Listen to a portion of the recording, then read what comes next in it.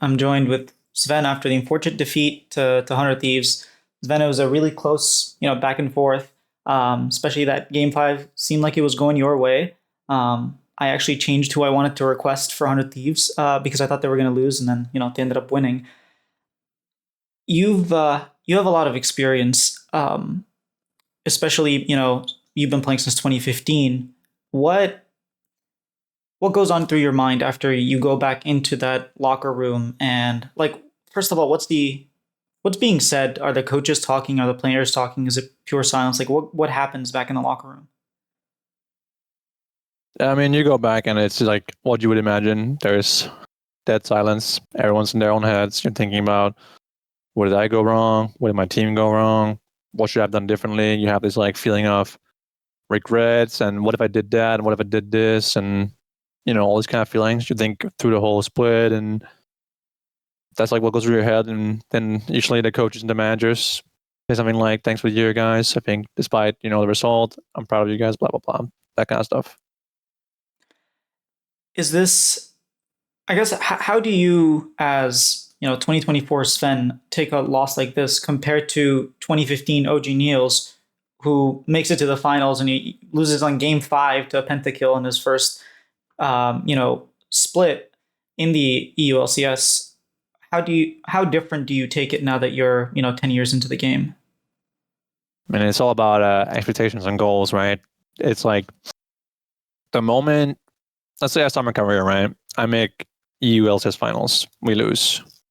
Now, after that moment, anything below that will be disappointing. And then you make Worlds and you go to semifinals. And you also go to IEM San Jose and you win that tournament against some decent teams. Sure, it's off-season, but still. At that point already, your career has set a standard, right? If you don't go to Worlds, disappointed. If you don't go to finals and you don't win, disappointed. It's always been like that for me. So losing as fifth place is just disappointing. And nothing for me besides winning LCS and going to Worlds and then doing, reasonably well. These days for the West, going to quarterfinals is reasonably well. Semifinals will be even better, right? So for me, anything below that is just disappointing. Although Dignitas, if we had gone to Worlds this year, I would have been happy with that. Like if some sort of devil's advocate told me you can beat High Thieves, beat C9, and lose afterwards, go Worlds as third seed, I would have taken it. Because for Dignitas and for the team, that will mean the world, I think. Coming into a split in summer with a whole new team and making Worlds would be good enough for the team, and the organization alone would have been really happy with that.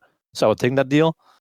But for me as an individual, anything besides minimum making finals and winning and making Worlds as first seed is disappointing. This is how it is for every player. Like anyone who's won, you can ask Energy is a good example. None of those guys ever won LCS besides FBI, I think. Then they won LCS last year. They made Worlds quarterfinals and they beat G2 before that too. Anything after that will be disappointing to them. This is how it works. Before, maybe they were happy to make finals. But now they'll be very disappointed not even to make finals, right? This is how it works when you have a taste of success.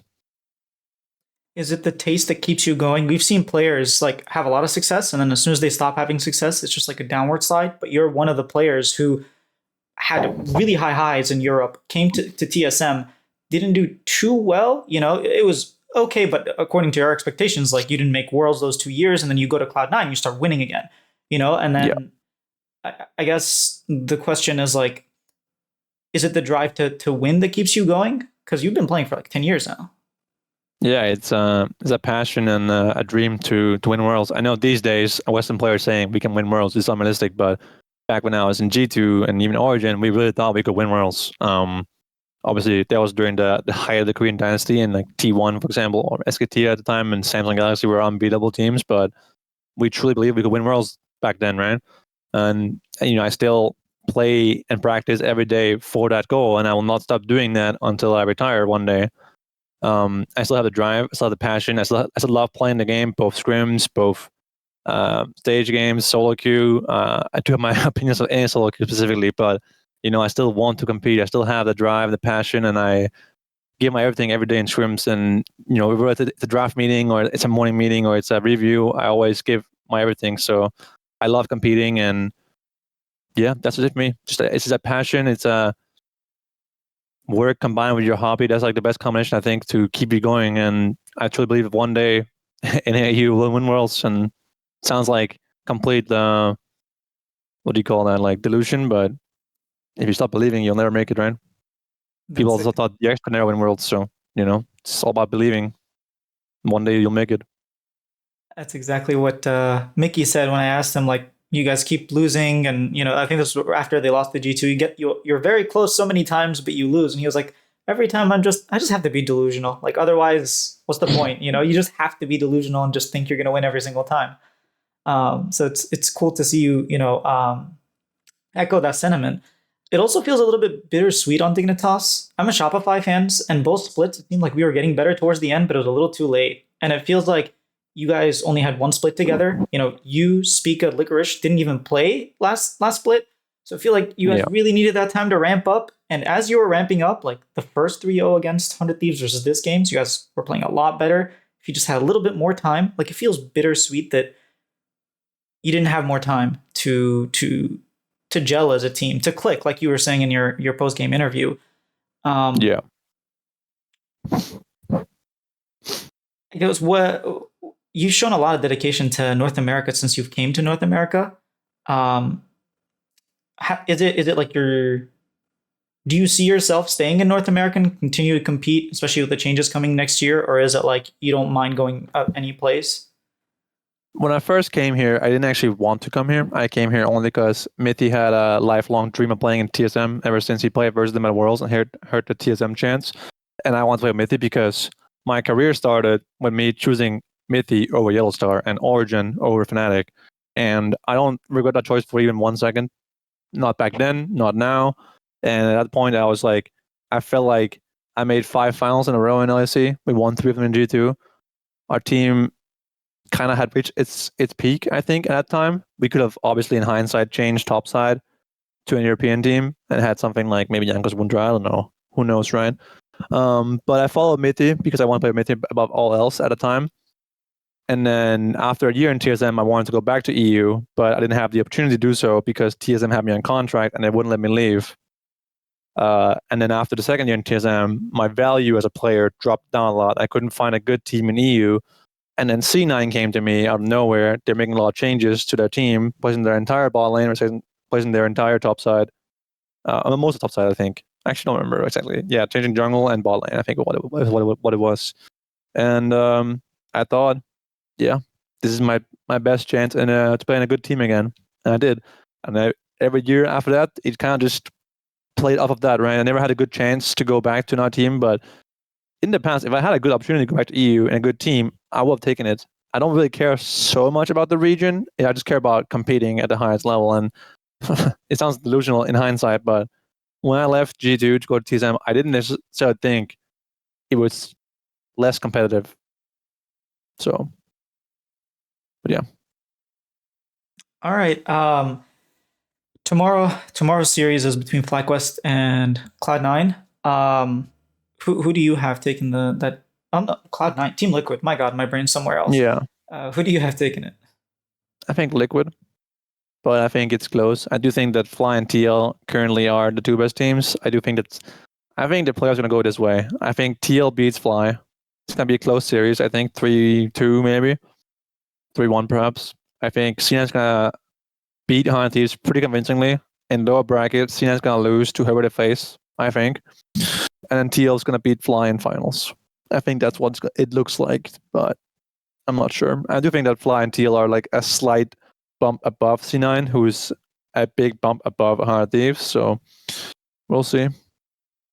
All right, and yeah, we've really appreciated you since your time in 2018, especially the past couple of years. I feel like you've identified that the players in this region don't necessarily build brands for themselves, and you've streamed the off season. You've always on the analyst desk, which we really appreciate. And yeah, I want to give you I would like for you to give a few words to the fans that joined Dignitas because you joined, because there were a lot of them that joined Dignitas because of you, believe it or not. Yeah. So yeah, just some last words. Yeah, I mean, I said this on stream as well on the broadcast after the series that I was surprised at how many Dignitas jerseys I actually saw both in the crowds during the split and at the fan meets, the meet and greets, and outside the studios. And I appreciate every one of you for being part of the Dig season. It was short lived, but it was good while it lasted. I had fun, and I just feel a little regretful that our team didn't make it further. I felt like we were very close to clicking finally and actually doing something good, but it wasn't meant to be. Not sure what happens now, but thank you for being part of it. It was short but fun. How was that for an elimination interview? I know that I don't do too many of these. Obviously, it's just my second split, but yeah, in loser interviews, or elimination interviews, I try to like not ask too much about the gameplay. In MSI, that's sort of where I learned because I did a bunch, right? 'Cause especially in play-ins, and yeah, I think it all culminated to the Coma interview that I did after they lost to BLG, and I just pretty much talked about Coma and his career, and that's kind of the angle that I took Sven with, where we just talked about his career. He obviously opened up the door a lot more. I was going to ask questions that he already answered, so it was kind of chill. But yeah, I don't necessarily know what to do in those types of interviews. And so let me know what you guys thought. I part of me really wants to ask specific moments, like what I did with Apollo, but I also don't want to like rub it in, and be like, "Yo, you saw Dokla do that? Do you just fire him? Like, what happens?" Obviously, I'm not going to ask that, but there's some sort of balance where certain plays I definitely want to ask about, certain strategies maybe, like why did this happen? And I think that if they're actually giving the time to do the interview, I might as well take that opportunity and not waste it. But at the same time, I feel like if I just ask stuff like that, they might just give like I don't know, or give like really non-informative answers. So I tend to try to reminisce on their, especially players who played such a long time, like Sven and Koma, reminisce on different moments and sort of compare the difference between 2015 OG Niels and now 2014 or 2024 DIG Zven. Same thing with Como. It was like 2018 2017 we were making these memes like, oh, I want to get married, and now you're married, and it's very different. You've been like different world winning championships, and you're back to T1. How is this different? And how do you like recover from these losses? That kind of stuff. But yeah, let me know. I am genuinely interested. Obviously, comment about the interview if you want, but I am genuinely interested in like how did that come off from a viewer perspective? Because I unfortunately I don't have the that vintage point. Like I can't see it that way. And I did watch a lot of elimination interviews, and I must say I'm not necessarily a fan of what I see, at least in the league space. And so I'm trying to figure out what I would want to see and then how that translates to you guys. So yeah, also subscribe because I'm going to be doing a lot more of these at Worlds.